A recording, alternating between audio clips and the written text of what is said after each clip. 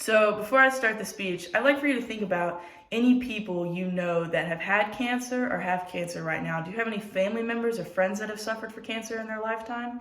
So hi, my name is Hannah Killow, and today we're going to be talking about the development of cancer, and we will do that by examining cancer cells, cancer development, and finally, the spread of cancer.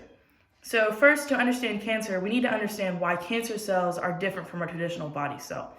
First of all, cancer cells grow rapidly and uncontrollably. They ignore signals from the body telling them to grow, and they ignore signals from the body telling them to stop. They also trick your immune system by convincing immune cells to protect the tumor rather than attacking it because it's harming your body. Most cancer cells have genetic mutations. Either they alter their chromosomes in order to benefit them more, or they can even double their chromosomes and have twice as many as a traditional body cell. And finally, energy sources. Cancer cells rely on different energy sources. They rely on different nutrients in order to help them grow. And they also make nutrients in a different way than a traditional body cell would.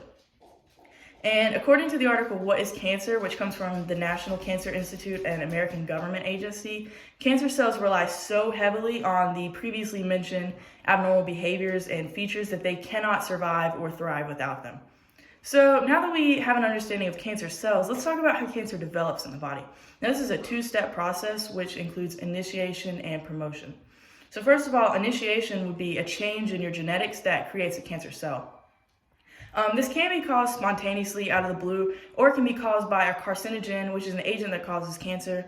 Like an example of a carcinogen would be an X-ray or like a cigarette, something that causes a change in your body that leads to that cancerous cell. Now, promotion is what allows the cell to become cancerous after initiation. So promoters do not cause cancer alone. They have to have initiation in order to create the cancerous cell, to create the tumor.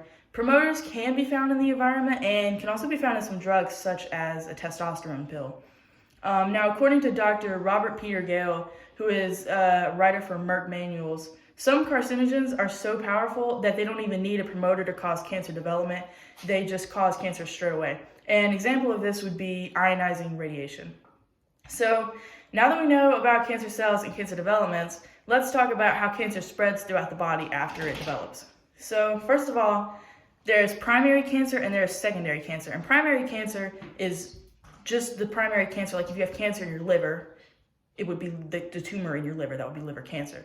Now, secondary cancer is what forms after cancerous cells break off and travel through your body and develop in a different spot. So if you have cancer in your liver that moves to your lung, you would still have liver cancer in your lung. It would not become lung cancer. So metastases are secondary cancers. They are the cells that break off, travel through your body, and grow in another place. Now, cancer can spread in two different ways. It can spread through your lymphatic system, and it can spread through your blood.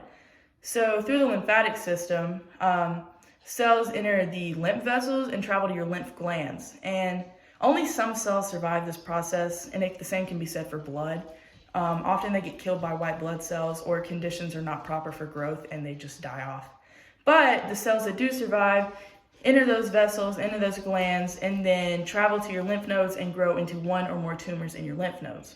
Now for the blood, cells enter your bloodstream and they circulate around your body until they get stuck somewhere, usually in a capillary, which is a very small vein.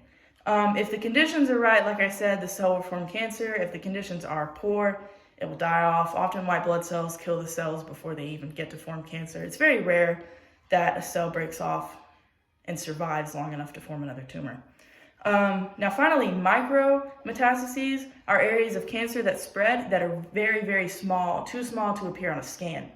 So they're very hard to detect. So for most cancers, doctors can only estimate whether or not cancer has spread based off of previous knowledge and other factors. Sometimes they can do a blood test, most often not though. It's very hard for a doctor to tell if cancer has spread throughout your body. Now, according to Cancer Research UK, which is a non-profit organization that conducts cancer research, many cancer cells that spread through the bloodstream do not survive the process. Thousands of cancer cells enter the bloodstream, but only a few survive to form secondary cancers. Now, to close, today we discussed cancer cells, cancer development, and cancer spread. Now, cancer cells, remember, are distinct and they grow very rapidly. They develop into tumors after initiation and promotion occur. And finally, they spread through the bloodstream and lymphatic system to form secondary cancers. Always get checked if you notice any suspicious lumps or bumps. 39.5% of women and men will have cancer at some point during their lifetime, according to the National Cancer Institute. Thank you.